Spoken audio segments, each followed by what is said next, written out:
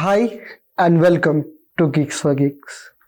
To be honest, for the last around 6 months, in a span of 6 months, this is the most exclusive editorial out for the problem of the day for which I am entitled to. If you gained anything out of it, because no editorial other than this video is present till this point when I'm recording, I would urge to comment and like as well as share this video as much as you can to justify this hard work and the effort of the problem setters to set a so-called uncommon problem at a DSA platform. Because this problem is very uncommon in a DSA platform, which involves two exclusive algorithms which are not so common in DSA but very common in competitive programming in so-called high, like I can say, expert level. So if you are gaining anything out of this, please do the same. Without any further ado, let's start off. This is me, Siddharth Hazra. Currently, I'm an SD at GeeksforGeeks. Besides that, I'm a candidate master at Codeforces. I have been teaching at GeeksforGeeks for more than 3 years or 4 years now, and I specialize in competitive programming. Let's see what this video is all about. This video, we would be discussing the problem which is vertex cover. Okay, so I won't be going to this definition, I don't like it, but I would be teaching you what do you mean by a vertex cover. So let's say we have an undirected graph like this. Let's say this is 1, then we have like this, then we have like this, then we have something like this, and then we have something like this, and then we have something like this. Now, the question is to select nodes. Okay, select the nodes in which all the edges are incident in total.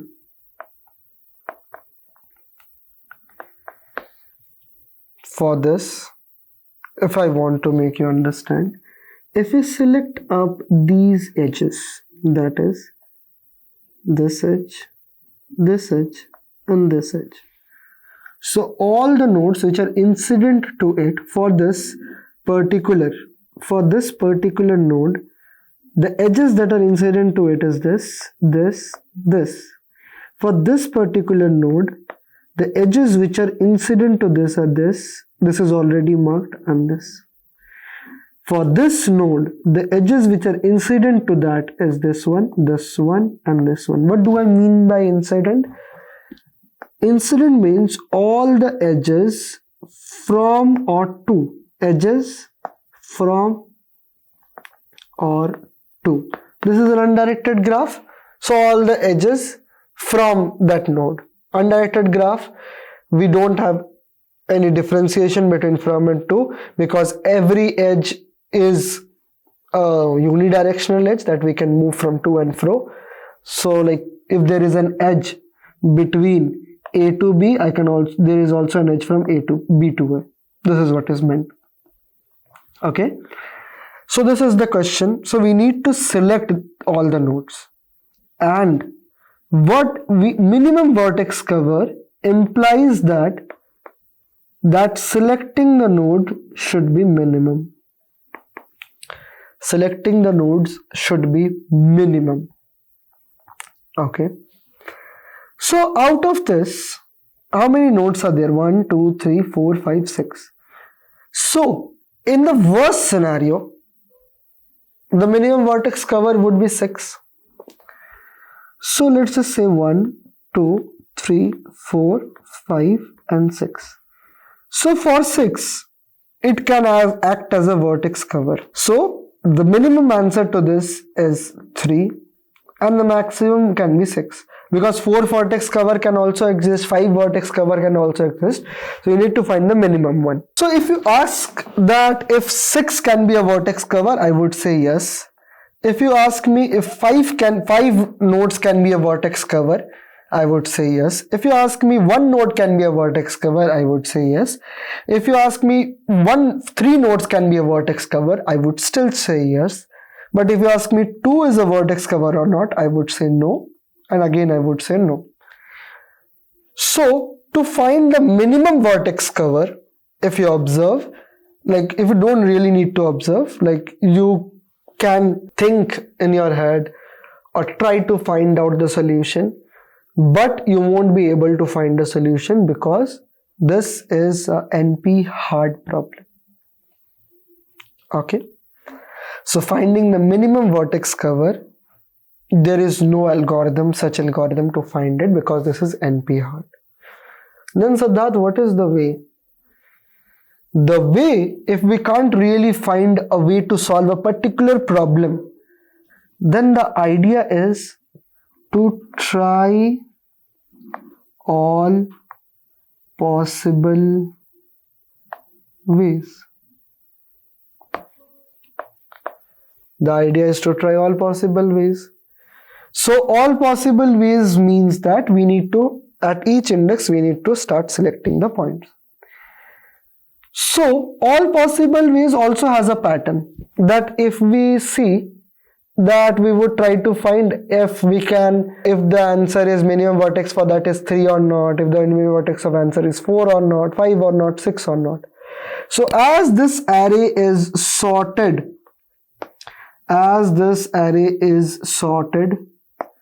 so we can apply binary search to it, or this is a monotonic function, so we can use binary search to it.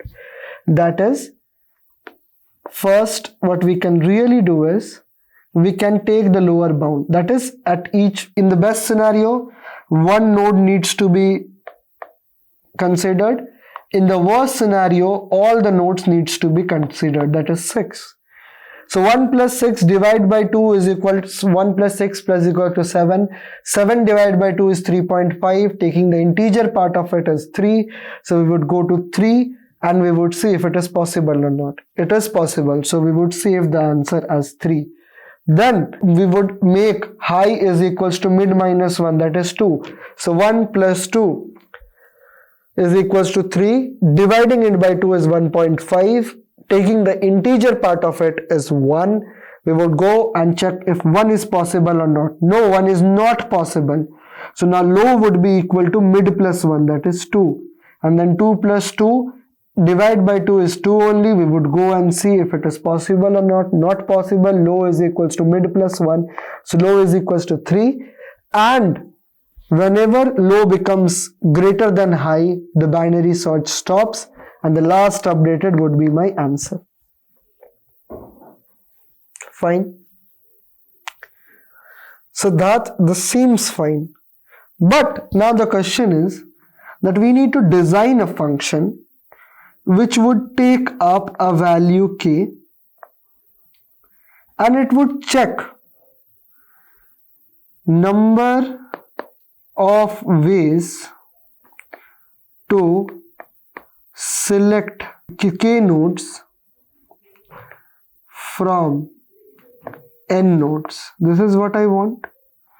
Like here we would get the value from the binary search, but we need to design a function which can find out the number of ways to select k node from n nodes, and we can just check all possible ways. If at any possibility this is possible, we would return true. But the question is, how can we find the number of ways to select k nodes from n nodes? The very first way is you can find all subsets. So we can find all subset by using something as power set, because the number of elements are less than equal to 31. And then select all the expressions which have k nodes out of n. But if you don't you are not getting what I meant is, let's say the value of k is 3 and here the value of n is equals to 5. Okay, so we need to find something like this: 1 1 0 0, then 1 0 1 1 0, then we need to find 0 1 1 1 0, then we need to again find 1 1 0 0 1.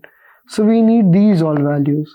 But here if we use power set, then we would have all the values and then we would select out of these, but we need these all values. Okay, so to get only these values, that is something like n choose k in a bit representation. To get only n choose k values, we would use something known as Gosper's hack. So Gosper's hack is a 3-liner technique to get all this. Learn about Gosper's hack or learn by heart 3 lines. To be honest, the working of the Gosper's hack won't be asked in an interview. I would suggest you that instead of wasting your time to learn and understand how this algorithm works, you can just mug up 3 lines or 3 expressions and move forward. Because not every time you are expected to become a hard worker. Sometimes smart work is also needed. I know I would be getting a lot of hatred because I am kind of suggesting you not to understand how this algorithm is working, Gosper's hack is working, and then just mugging up. But at this point where we are standing all together in a time of recession, not only DSA is enough to crack an SDE job. Let's be just very matured. We have system design, we have object-oriented programming, we have so-called DSA, we have the problem solving part too, then we have interview specific questions too, and then we have something like computer networks, then we have the development, then if you are senior you would have high level design too. So I would suggest that not every time you need to dig every corner of the DSA. Gosper's hack, I don't think like it would be asked in an interview, but even if it is asked, it would less than 1%. Like there is a very low probability, less than 1%, that this would be asked in an interview. Gosper's hack, how Gosper's hack works. So I would suggest you, but still, if you think or if your hard work doesn't allow you, go for it to learn it or understand it. To be honest, if you ask me, in my college days, I took up around 5 days to learn how Gosper's hack works. I found it in a blog. If you want, you can just ping me on LinkedIn. I would give you the blog link where how Gosper's hack is working, it is explained. So now without any further ado, let's move forward. We would use the binary representation. To binary representation, bit manipulation, we would use bit manipulation to just say yes, these all nodes would be considered, and then we would hash it. Now let's move to the implementation. So first and foremost, what is the Gosper's hack? So this is the code for Gosper's hack. We take up a set, we take up a limit, which is the highest values, that the number of n, and then all the values which would have 3-bit set out of 5 bits would be here in this do stuff. So these 3 lines and these 6 lines would be copied, okay, and kept somewhere, so that I can just show this is the Gosper's hack. So I would just keep it down there as and I would just take up the values from there. The rest everything is same. So now let's start off. Okay, so first let us design the function which would take the value of k and tell that if by using this much number of nodes I can build a vertex cover or not, which will just return true or false. So bool check cover. Okay, I would just name it as ck. This is the whole value of n, this is the value of k, and rest all values would be the number of edges. This is the number of edges, and this would be the given e. So we would say e, not edges, so long. Okay, so now we would copy this stuff. We would copy this because it is a Gosper's hack. And then let us just have something like this. Okay, at this point do stuff we would be using our logic of our own. Okay, now we would first make everything as not visited. Mem set visited array. We would be writing all the values of the visited array as false, and then we would declare here bool visited of size n plus 1 dash n plus 1. We are having it. Now first we are declaring all the values at false.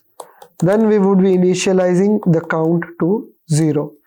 CNT count is equals to 0, like we have not visited any edge. Now whenever the number of visited edge would be equal to the number of given edges, we would say yes, this is possible. So now we would iterate on the bits of the number. So for int j is equal to 1, comma v is equal to 1, and then j is less than the limit, and j is equals to j raised to the power 1. 2 raised to the power j can be written as 1 left shift by something v plus plus. Now if this bit is true, that is if this bit is true, set and j, if this bit is true, then mark all the edges of this node.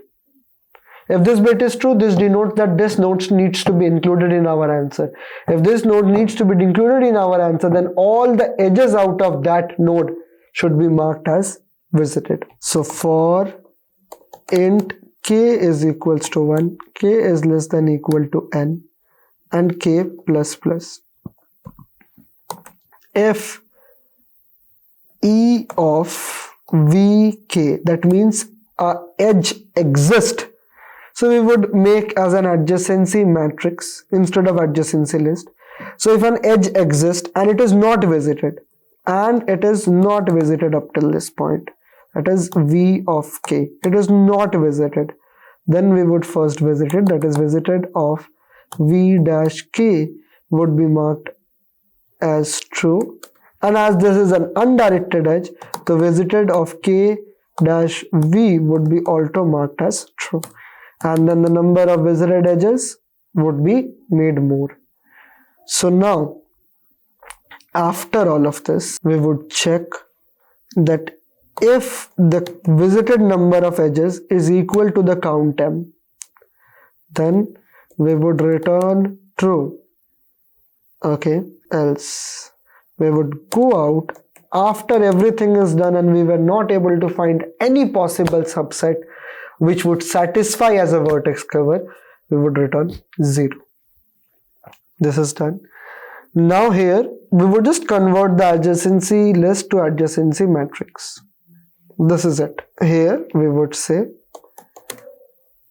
int m is equals to e dot size, and then we would be declaring a 2D array. So vector of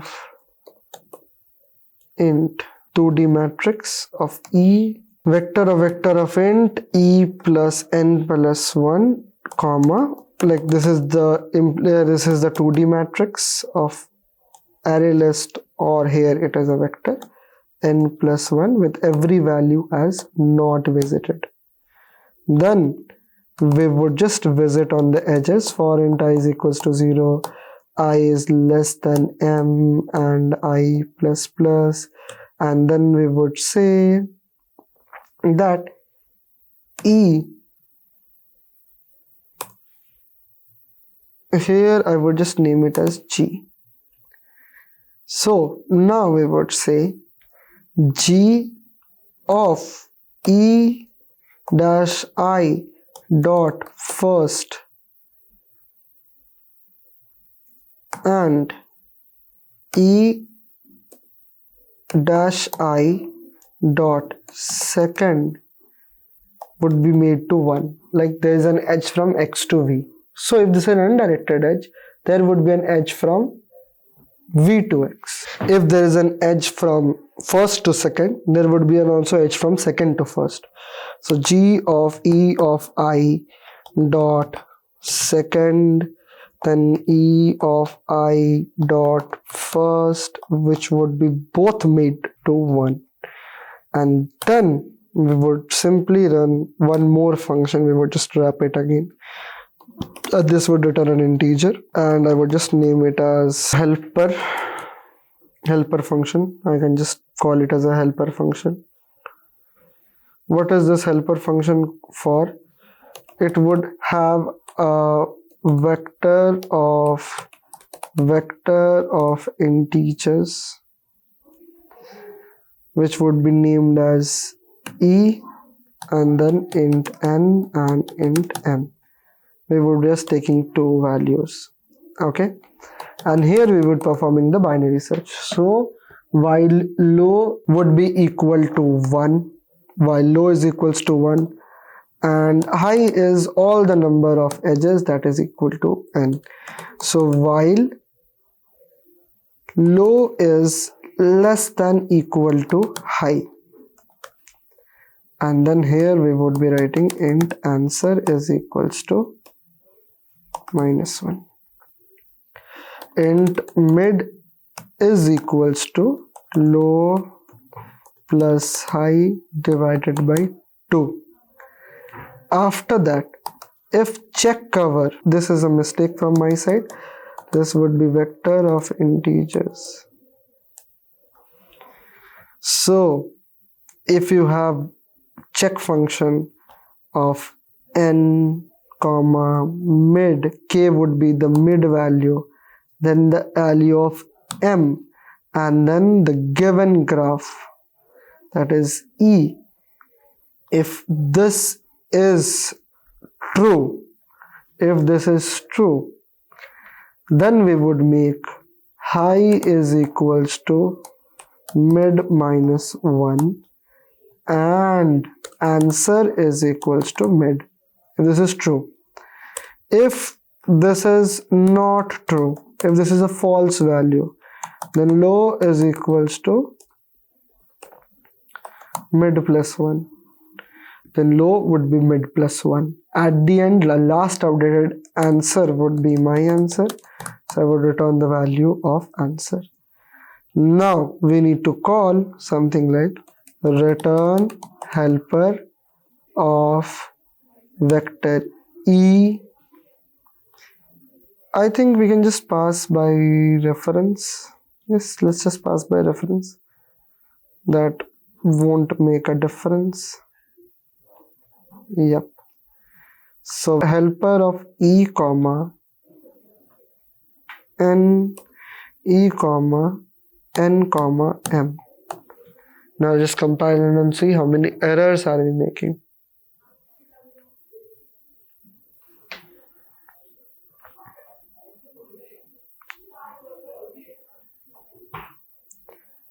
Okay, this is n and k, but we copy pasted it. So the value of v here would be, here v is equals to n. So I can just write it here. Int v is equals to n. This should work now.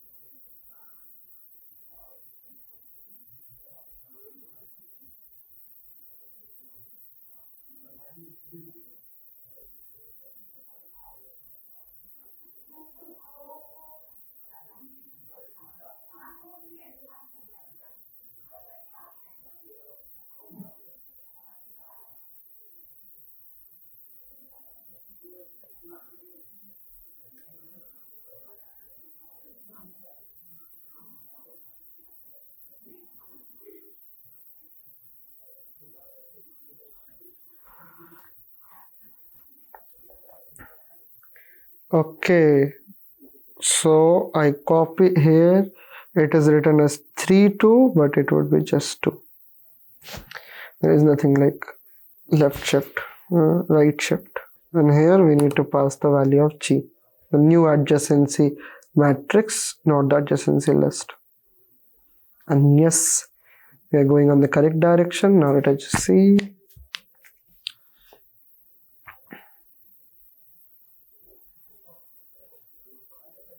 Disk is passed 2 out of this.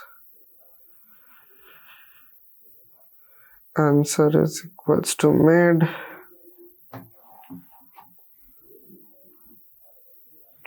Pages dot size vector of int.